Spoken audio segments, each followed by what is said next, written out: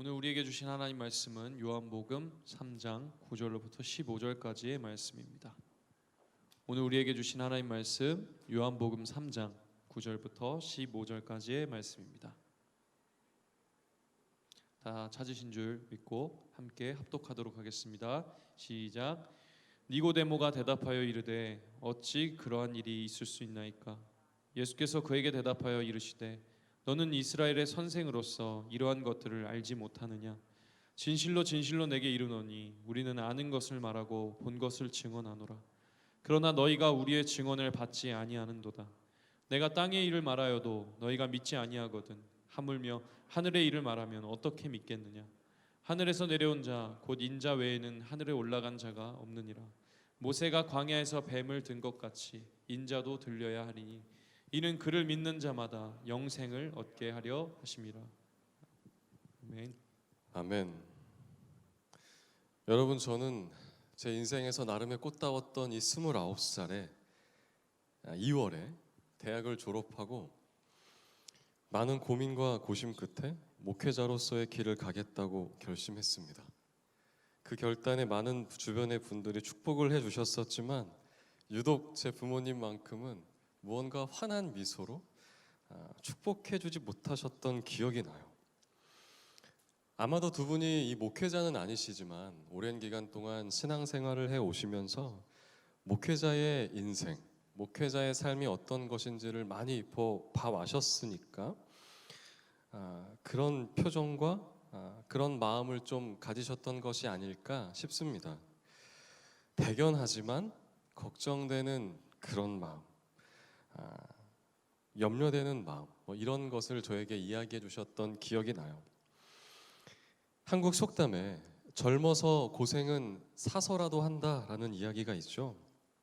고생이 사람의 인격과 신앙의 무게를 더해주기 때문에 이런 말이 나온 것이라고 생각하는데요.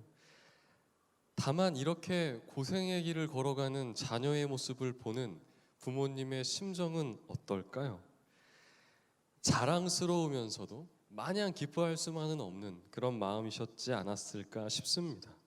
우와, 내 자녀가 이만큼 자랐구나. 대견하고 고마운 마음이 들면서도 가다가 마음이 아프고 혹시 낙심되면 어쩌지? 하는 그러한 마음이 부모님들의 한결같은 마음일 것이라고 생각됩니다. 저는 이런 부모님의 마음을 오늘 본문을 묵상하는데 느낄 수 있었어요. 출애굽 후 당시 이스라엘 백성들은 가나안 땅을 향해 가는 길에 에돔이라고 하는 지역에 다다르게 되었습니다. 애굽에서 가나안까지 가게 되는데 이 에돔을 거쳐서 걷게 된다면 직선으로 가는 거예요. 곧장 가나안 땅에 이르게 될 것입니다.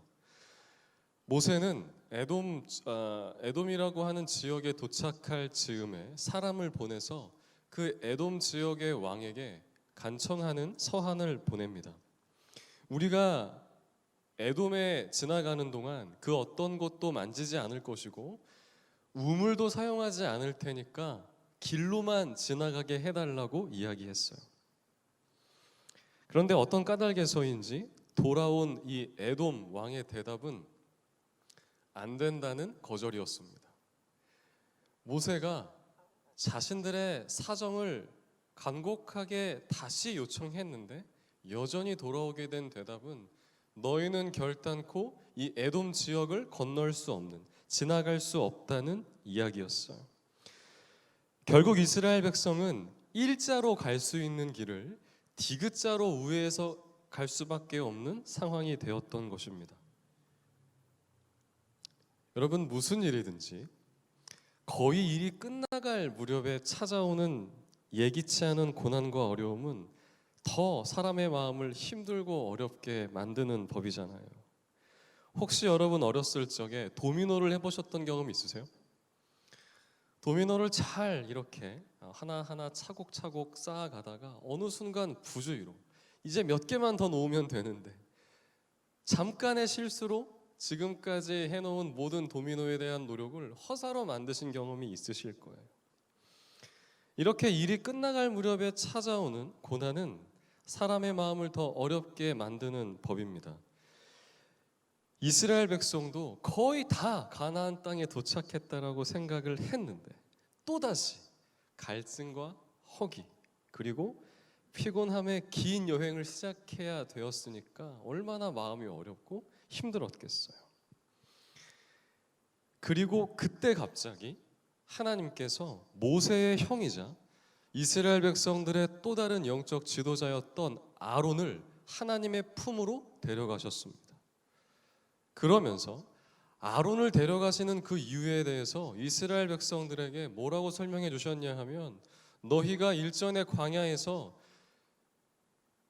무리바라고 하는 곳에서 물이 없음을 불평했었기 때문에 내가 이제 비로소 아론을 데려가는 것이라고 이야기했어요. 여러분, 이게 무슨 메시지일까요? 다시 광야에서 삶을 살아가게 될 때 물에 대해서 불평하지 말라는 일종의 경고인 셈입니다. 하나님의 경고였어요. 사람들의 마음이 어땠을까요? 대부분 사람들은 이런 강경책을 별로 좋아하지 않잖아요. 가뜩이나 마음이 상해 있었던 이스라엘 백성들은 에돔을 우회하는 길에 다시 갈증과 허기를 느끼게 되자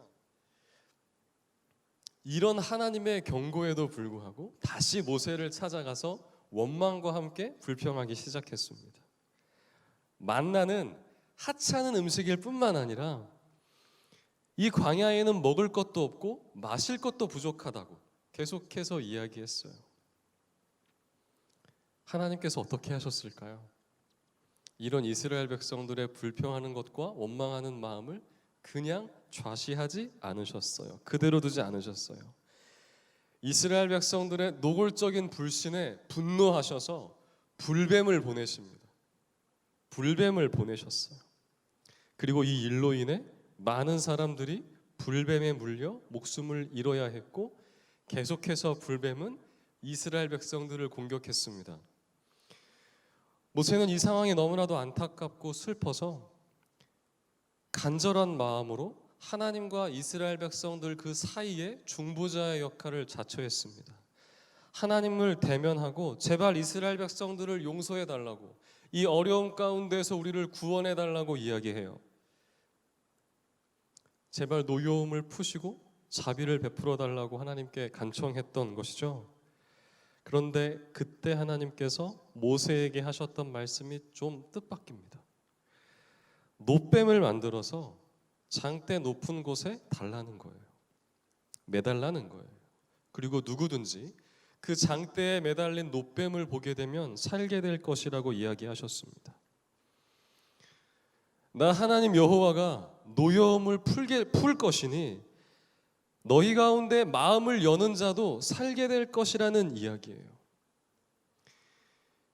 죽어가는 순간까지 하나님을 원망하고 이 화해의 손을 뿌리친다면야 할 수 없겠지만 내가 내미는 손을 잡는 사람은 살게 될 것이라는 메시지입니다.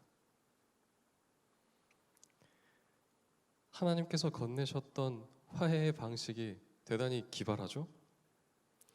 결국 하나님께서 보고 싶으셨던 건 하나님에 대한 신뢰의 회복이고, 이 신뢰 회복을 위한 방법은 오직 하나님을 하나님으로서 믿는 것뿐이라는 메시지예요. 여러분 잘 생각해 보세요. 여러분, 그런데 이러한 방식이 여러분들에게 감동이 되십니까? 하나님의 이와 같은 기발한 방법과 방식이 여러분들에게 어떤 감동이 되세요? 솔직히 감동 잘 안 돼요.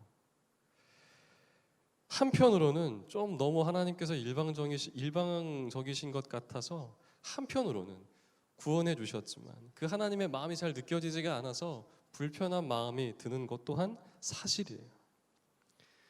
그런데 여러분, 사실 이 놋뱀 사건은 우리를 향한 하나님의 마음을 보여주는 사건이라고 오늘 본문을 통해서 주님은 우리에게 말씀하십니다. 여러분들께서는 뭔가 이렇게 일방적으로 보이는 사건이 하나님의 마음을 보여주는 것이라고 하는 게 이해가 되세요? 보면 살고 보지 않으면 할 수 없고 뭐 이런 방식, 이렇게 느껴지는 사건 속에서 과연 하나님의 마음이 느껴지시냐는 말입니다. 그런데 여러분 한번 이렇게 생각해 보죠. 만약 이 노뱀 대신 하나님 자신이 장대에 매달리셔서 이제 너희가 나를 보게 되면 살게 될 것이다 라고 이야기했다면 어떨까요? 하나님 자신이 죽어가는 이스라엘 백성들 앞에서 높이 장대에 들리신 그 모습 가운데 하나님이 안타까운 마음으로 절박한 심정으로 당신의 백성들을 바라보면서 제발 나를 좀 보라고, 그래야 너희가 산다라고 이야기했다면 그 광경을 보면서 우리의 마음이 어땠겠느냐는 거예요. 노뱀을 매달았던 것과는 온도 차가 다르죠. 비교할 수가 없어요. 여러분, 그래서 사도 요한은, 오늘 본문을 기록한 이 사도 요한은 오늘 본문에서 이 노뱀 사건이 예수 그리스도의 십자가 사건을 가리키는 것이라고 다시 한번 말합니다. 여러분, 14절의 말씀이에요. 모세가 광야에서 뱀을 든 것 같이 인자도, 즉 나 예수 그리스도도 들려야 하리니 라고 말합니다. 저는 실은 오늘 본문을 묵상하면서 이 노뱀 사건에 대한 이야기보다는 이 사건을, 주님의 말씀을 표현한 사도 요한의 이 표현의 방식에 대해서 더 깊은 이야기를 나누고 싶었어요. 요한은 예수님께서 하신 이 말씀 중에 들려야 하리니 라고 하는 표현에 주목했습니다. 들려야 하리라, 들려야 하리니. 여러분, 이 말은 요한복음에서 높이 올려지다, 영광을 받으시다 라고 하는 의미로서 사용된 표현이에요. 여러분들께서 요한복음을 보시면 이런 표현이 굉장히 자주 사용되었음을 보시게 될 겁니다. 들려야 하신다, 곧 높이 올려진다, 영광을 받으신다 라는 표현의 의미죠. 뭔가 찬란하면서도 밝음을 상징하는 표현입니다. 그래서 어떤 사람들은 이 14절을 예수님의 영광스럽고 높임을 받으셨던 승천을 이야기하는 것이 아니냐라고 말씀하는 분들도 있지만 아니에요. 이 들려야 하리니, 들려야 하리라 하고 하는 이 단어는 낮아짐과 버림을 전제로 한 죽음을 상징하는 표현이기 때문에 여러분, 오늘 본문 이 14절은 분명 예수님의 십자가 사건, 십자가의 죽음을 상징하는 것이 정확합니다. 명확해요. 그럼 반면 다른 복음서, 공간복음이라고 이야기하죠. 마태복음, 마가복음, 누가복음. 이 다른 복음서에서는 예수님의 십자가 사건을 어떻게 기록했느냐? 요한복음과는 달라요. 모두 예수께서 이 땅 가운데 오셔서 하나님의 저주를 받은 사건으로 묘사했습니다. 다 마찬가지. 그러니까 분위기가 굉장히 엄숙하고 무겁고 뭐라고 이야기할까요? 우울합니다. 대표적으로 내용을 두 개를 이야기하자면 겟세마네에서 주님께서 하셨던 기도를 생각해 보세요. 하나님께 드렸던 기도. 굉장히 무겁고 마음이 아프죠? 가상칠언이라고 하는, 우리가 사순절 동안에 많이 묵상하는 십자가상에서 예수께서 하셨던 7가지의 말씀의 대부분은 다 공간복음에 기록된 말씀들입니다. 굉장히 마음이 아프고 찢어질 만큼 슬퍼요. 그런데 요한복음은 다릅니다. 이런 점을 부인하지 않으면서도 분위기가 무겁고 우울하기보다 밝고 영광스러운 느낌이 강해요. 가볍고 천박스러운 밝음이 아니라 진지하면서도 밝다는 이야기예요. 여러분, 잘 생각해 보세요. 사도 요한이 왜 이렇게 십자가의 죽음을 표현하고자 했던 걸까요? 저는 사도 요한이 십자가 앞에서 느꼈던 그 감정은 주님을 향해 너무나도 미안하고 슬프고 아픈 감정도 있었지만 너무나도 감사하고 고마워서 이루 말할 수 없는 기쁨도 있었을 것이라고 확신합니다. 단순히 십자가 앞에서 고개를 숙인 채 가슴을 움켜쥐고 아파하는 것이 아니라 감사의 눈물을 흘리면서 내게 주어진 인생조차도 감사함으로 견디고 버틸 수 있는 그 고마움을 느꼈던 것이라고 확신해요. 왜냐하면 예수 그리스도의 십자가 사건은 죽음을 상징하는 것이기도 하지만 그 죽음마저도 이기신 예수 그리스도의 승리를 상징하는 사건이기도 하기 때문입니다. 요한은 이 두 가지의 마음을 다 느꼈어요. 물론 마태와 마가 누가도 다 느꼈겠지만 강조하는 것이 다른 거예요. 우리가 십자가를 바라볼 때 감사함과 고마움도 느껴야 한다는 걸 사도 요한은 계속해서 우리에게 이야기하고자 하는 것입니다. 여러분께서는 십자가를 바라보실 때 어떤 마음이 드십니까? 달려있는 십자가를 볼 때 어떤 감흥이 드세요? 저는 오늘을 살아가는 저와 여러분에게 십자가를 보고도 회개에 대한 갈망이 무뎌지는 것도 문제지만 십자가를 보고도 십자가의 능력을 경험하지 못하고 십자가를 자랑할 수 없는 것 또한 우리에게 심각한 문제라고 생각합니다. 사도 요한은 오늘 말씀을 기록하는 가운데 이 땅을 살아가는 우리 모두가 이런 십자가에 대한 회복이 있기를 원했어요. 십자가로 인한 감격과 감동, 십자가를 기억하는 가운데 우리의 죄를 깊이 돌아보는 것뿐만 아니라 감사하지 않을 수 없는 그 감격과 기쁜 마음을 회복하기를 원했단 말입니다. 사랑하는 여러분, 저는 오늘 말씀을 나누는 가운데 저와 여러분에게 십자가로 인한 감사와 기쁜 마음이 회복되기를 주님의 이름으로 축복합니다. 무뎌질 대로 무뎌진 우리의 상한 심령 가운데 성령께서 찾아오셔서 뜨거운 성령의 불로 우리 안에 십자가를 자랑하지 않고서는 견딜 수 없는 그 기쁨과 감격이 다시 샘솟게 되기를 주님의 이름으로 축복합니다.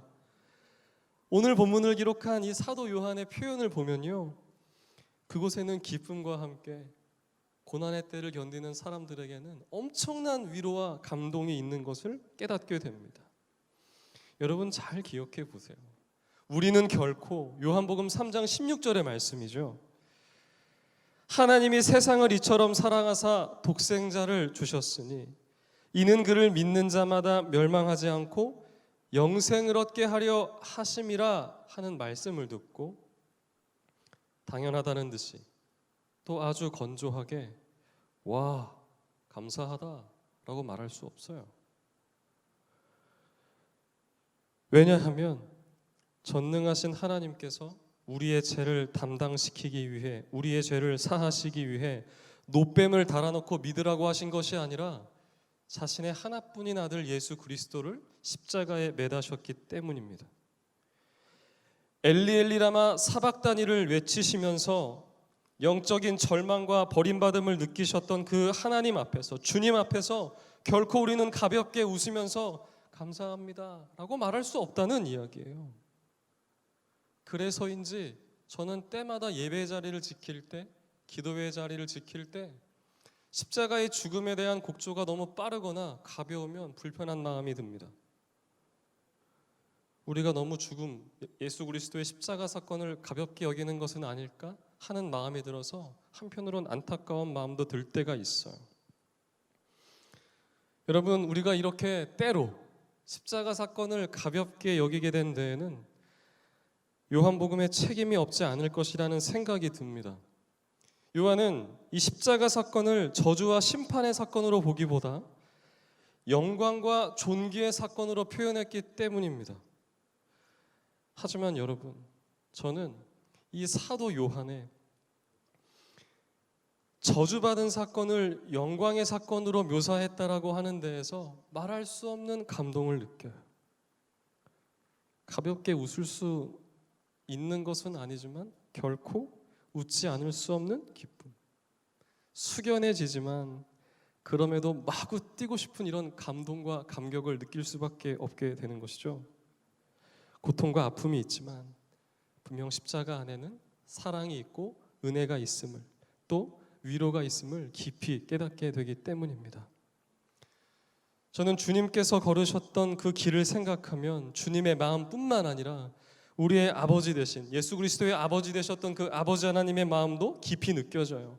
하나님의 시선 속에는 기꺼이 희생의 길을 자처하고 걸으셨던 그 자녀를 보는 미안함과 고마운 마음이 동시에 공존하기 때문입니다.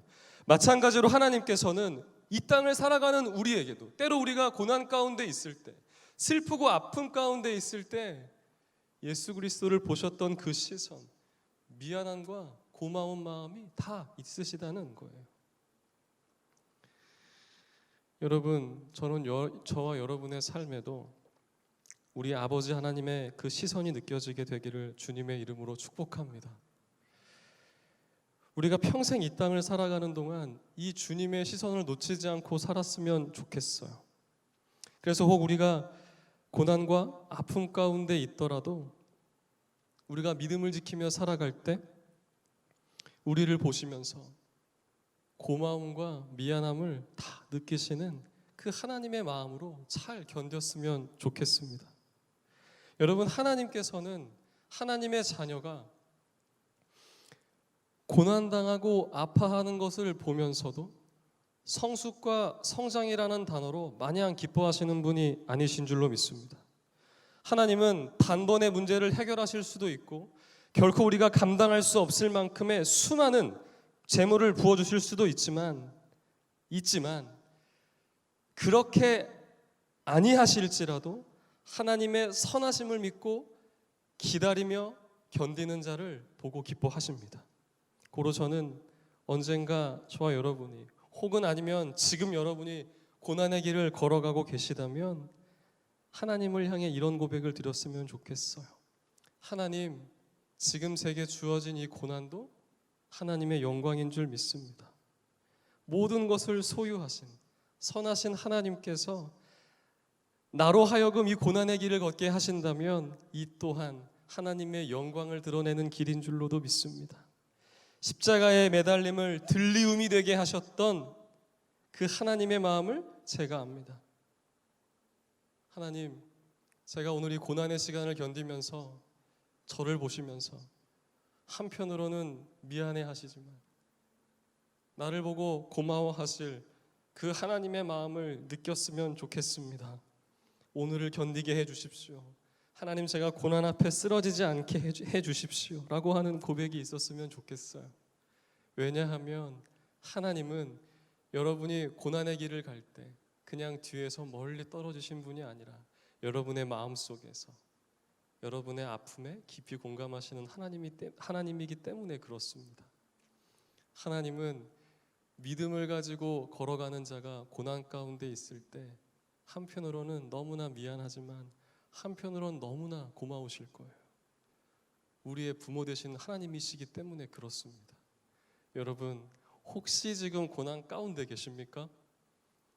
혹시 지금 어려운 가운데 계세요?